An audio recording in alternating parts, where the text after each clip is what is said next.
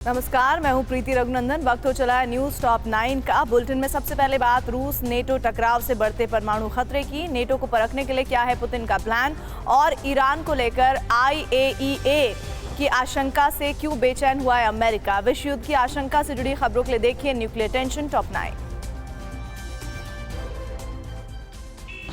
रूस और नाटो में टकराव से न्यूक्लियर वॉर का खतरा बढ़ रहा है। यूक्रेन को अमेरिकी ATACMS और F-16 दिए जाने को रूस उकसावे वाला कदम मान रहा है। पुतिन ने टैक्टिकल न्यूक्लियर ड्रिल के आदेश को रूसी विदेश मंत्रालय ने नाटो की आक्रामकता का नतीजा बताया। नाटो की चेतावनी के बावजूद बेलारूस के एक फैसले से यूरोप में हड़कंप है। रूस के साथ टैक्टिकल न्यूक्लियर हथियारों की एक्सरसाइज में अब बेलारूस भी शामिल होगा। सुरक्षा परिषद से हरी झंडी मिलने के बाद बेलारूसी सेना Su-25 और इस्कंदर मिसाइलों से होने वाली ड्रिल में शामिल होगी। अमेरिका और नाटो से भड़का रूस कभी भी बाल्टिक देशों पर हमला कर सकता है। ये दावा पोलैंड के इंटेलिजेंस चीफ ने किया है। जोरास्लाव के मुताबिक रूस ने एस्टोनिया और स्वीडन पर अटैक के लिए कैलिनिनग्राद में सैन्य तैनाती की है। रूस अभी नाटो को परख रहा है। न्यूक्लियर खतरे के बीच पोलैंड ने एक बार फिर रूस के जासूसी विमान को इंटरसेप्ट किए जाने का दावा किया है। डिफेंस न्यूज के हवाले से खबर है कि रूस के जासूसी विमान इल्यूशन IL-20 को 4 दिन के भीतर दूसरी बार नाटो क्षेत्र में देखा गया। रूसी विमान ने कैलिनिनग्राद एयरबेस से उड़ान भरी थी। यूरोप से लेकर मिडिल ईस्ट तक महायुद्ध की स्थिति है। ईरान कभी भी न्यूक्लियर टेस्ट कर सकता है। IAEA प्रमुख राफेल ग्रोसी ने भी ईरान की नीयत पर सवाल उठाए हैं। ग्रोसी के मुताबिक ईरान ने न्यूक्लियर प्रोग्राम की जानकारी IAEA से छिपाई है।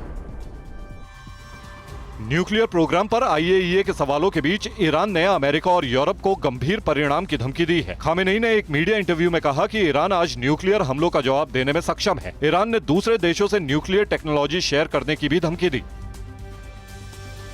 ईरान के कारण मिडिल ईस्ट में न्यूक्लियर वेपन के विस्तार की आशंका बढ़ गई है। डर है कि ईरान अपनी न्यूक्लियर टेक्नोलॉजी सऊदी अरब से शेयर कर सकता है। ईरान के परमाणु ऊर्जा संगठन के चीफ मोहम्मद इस्लामी के मुताबिक सऊदी न्यूक्लियर तकनीक पर तेजी से काम कर रहा है। इजराइल पर बड़े हमले की फिराक में जुटा ईरान शाहेद 129 ड्रोन को सीरिया के T4 एयरबेस पर तैनात कर रहा है। ऐसी आशंका है कि ये ड्रोन इजराइल पर हमले के लिए हुती और हिजबुल्लाह को सप्लाई हो सकते हैं। सूत्रों के मुताबिक IRGC की इजराइल पर बड़े प्रॉक्सी अटैक की प्लानिंग है। दक्षिणी लेबनान में हिजबुल्लाह के कितने ठिकाने इजराइल ने किए ध्वस्त। राफा में क्यों कंट्रोल चाहता है इजराइल, और कहां बमबारी की दहशत से भागते नजर आए हैं लोग। वॉर फ्रंट की विस्फोटक खबरों के लिए देखिए महायुद्ध टॉप 9। दक्षिण लेबनान के सीमावर्ती इलाके में इजरायली सेना के आक्रामक हमले जारी हैं। हिजबुल्लाह के ठिकानों को निशाना बनाकर आर्टिलरी से ताबड़तोड़ प्रहार किए गए। इन हमलों में हिजबुल्लाह का कमांड पोस्ट और रॉकेट लॉन्चर साइट तबाह हो गया। इजरायली एयरफोर्स ने दक्षिणी लेबनान के दूसरे इलाकों में भी हिजबुल्लाह को टारगेट किया। IDF ने काफर किला, मारून अल रास, बिन जेबील और एतारोन में भी हिजबुल्लाह के ठिकानों पर बारूदी बौछार की।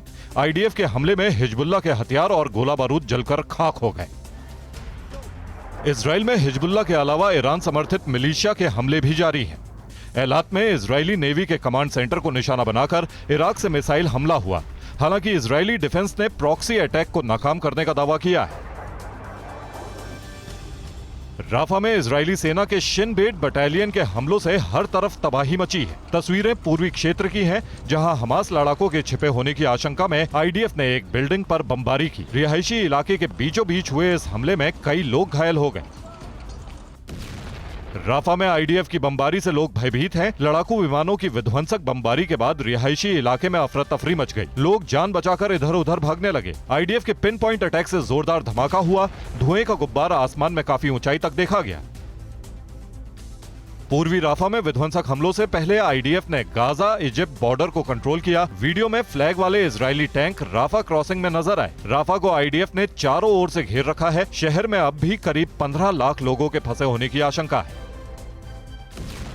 इजराइल के लड़ाकू विमानों और आर्टिलरी ट्रूप्स के हमलों से पूर्वी राफा में हाहाकार मचा है। रिहायशी इलाके में जहां IDF जेट्स ने हमास ठिकानों पर बमबारी की, वहीं टैंकों से ताबड़तोड़ शेलिंग जारी रही। इस दौरान पूरा इलाका धूल और धुएं से भर गया।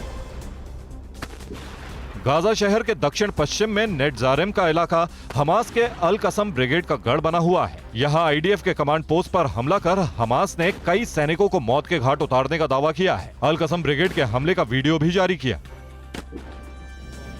इजरायली कब्जे वाले वेस्ट बैंक में ग्राउंड ऑपरेशन के दौरान बीती रात इजरायली सेना का एक बुलडोजर आईईडी विस्फोट में ध्वस्त हो गया। तुलकर्म में इस हमले की जिम्मेदारी हमास के अल कुदस ब्रिगेड ने ली। इस घटना से तुलकर्म में हमास की मौजूदगी का दावा पक्का हो गया।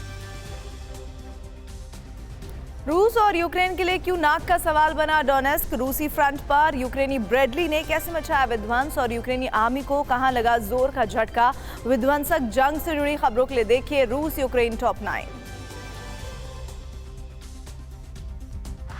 डोनेस्क से खार्किव तक रूस और यूक्रेन के बीच भीषण जंग छिड़ी है। बैटलफील्ड से रूस के यूक्रेनी ठिकानों पर ग्रेड MLRS से हमले की तस्वीरें सामने आई। कई फ्रंट पर रॉकेट हमले झेलने के बाद यूक्रेन ने भी जोरदार पलटवार किया। पूर्वी यूक्रेन में कब्जे की जंग लड़ रहे रूस ने हवाई हमले तेज कर दिए हैं। बारूदी सुरंगों के बीच छिपी यूक्रेनी सेना पर KA-52M एलिगेटर से रॉकेट अटैक किए गए। इस कॉम्बैट ऑपरेशन में रूसी सेना के अटैक हेलीकॉप्टर Mi-35M और Mi-8 की भी भूमिका अहम रही।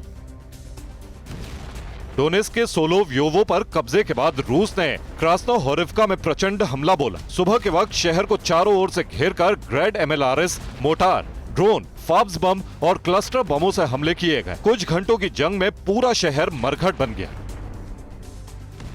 डोनेस्क के क्रास्नोहोरिवका में चोट खाने के बाद यूक्रेनी आर्मी ने उरोजाइन के दक्षिण में जोरदार वापसी की। 58वीं मोटराइज्ड ब्रिगेड के भीषण पलटवार से कई रूसी टैंक खाक हो गए। यूक्रेन ने कई कब्जाधारी रूसी सैनिकों को जिंदा पकड़ने का दावा किया है।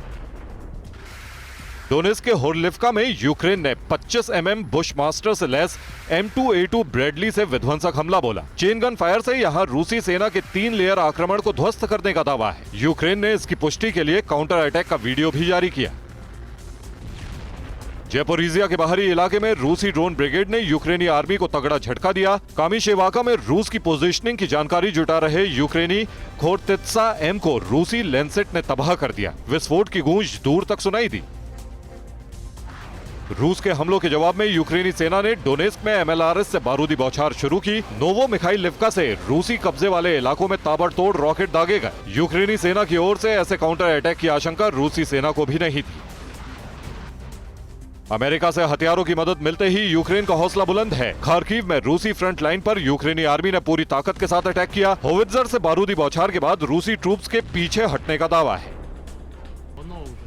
डोनेस्क, निप्रो और निकोपोल में 24 घंटे में यूक्रेनी सेना को बड़े नुकसान का दावा है। रूसी रक्षा मंत्रालय के मुताबिक निकोपोल में रडार और एक S-300 के अलावा निप्रो में 50 से ज्यादा यूक्रेनी आर्म्ड व्हीकल तबाह कर दिए गए। डोनेस्क में 440 यूक्रेनी सैनिक मारे गए।